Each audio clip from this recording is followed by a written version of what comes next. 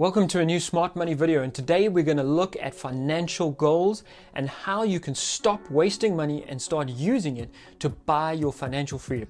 We're going to cover 7 key goals today so that you are empowered to put the right foundations in place to have a successful financial life. Many people fall into the trap of not having financial goals, and this is akin to not having goals for your life. It means anything goes. You see something on TV and it sparks your interest, so you buy.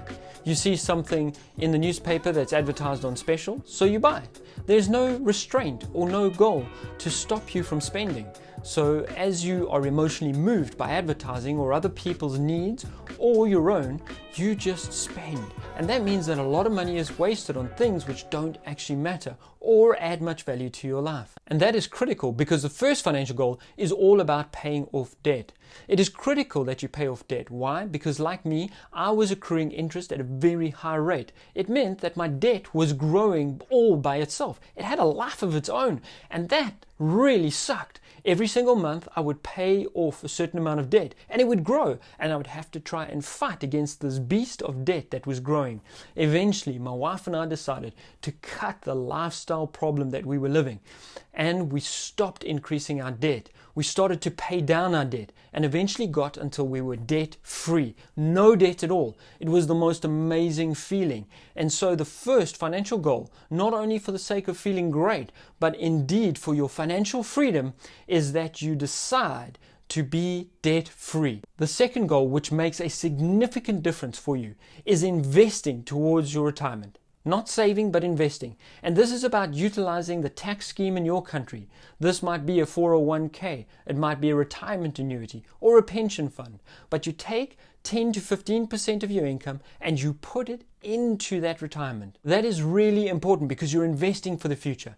You might become a multi-millionaire with businesses causing multiple streams of income to come in, and therefore never need the pension or retirement or 401k.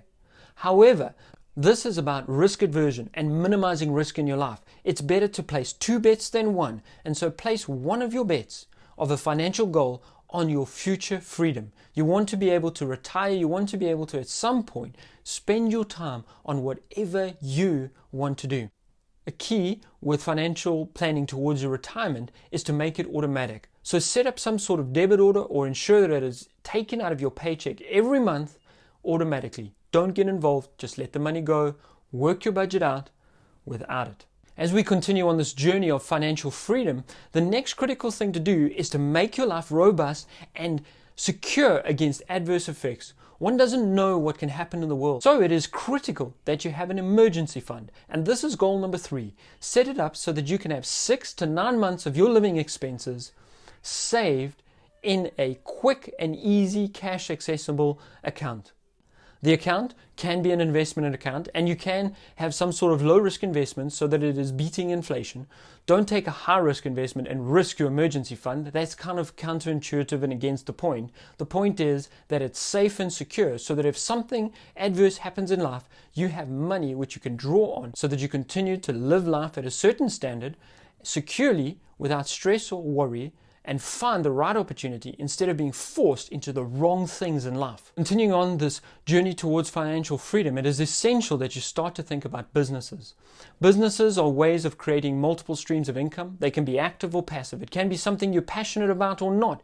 The reason starting a business is so important is as you go on this journey of financial freedom, you will have to learn about the mechanisms of money, such as an income statement, a balance sheet, what is cash flow, and all of these other things. Anyone who is financially free needs to understand these principles, and one of the best ways to learn about them is in business. So why not learn about them in business and at the same time create multiple streams of income which enable you to be financially free? And so this journey continues. We started off just getting out of debt, and then we started to plan for our retirement so that in the future we would be financially free. If anything, making a long-term bet, we can get free. 99.9% of people can do that one. Next, we said, let's set up an emergency fund. So if something bad happens, 4 to 6 months of your life or 6 to 9 months of your life, you will be financially well off enough so that you can focus on finding your next stream of income. Fourthly, we said, let's create a business. And when you create a business, you start to learn about money and the dynamics of money in a whole new way that the first 3 goals won't teach you.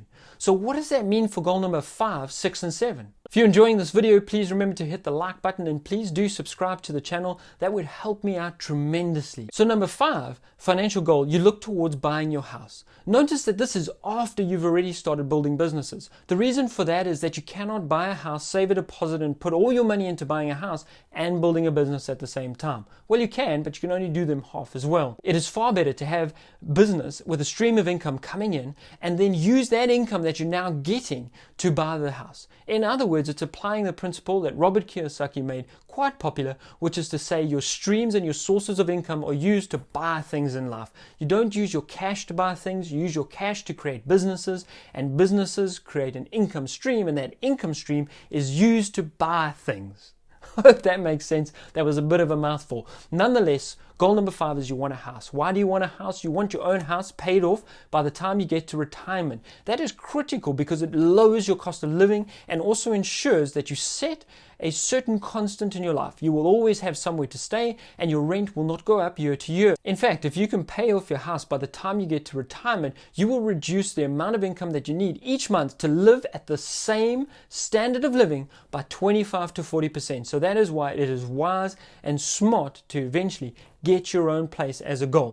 So now that we started to plan for ourselves, we're doing well, we're heading on towards retirement, what do we do next? Well, naturally in life, as you progress, you will have children. So you need to start saving and investing for their future. I've already started to do this in 2 ways. The first way is obviously money, making it available for my kids so that they will have more money when they leave school to do things that I could not do.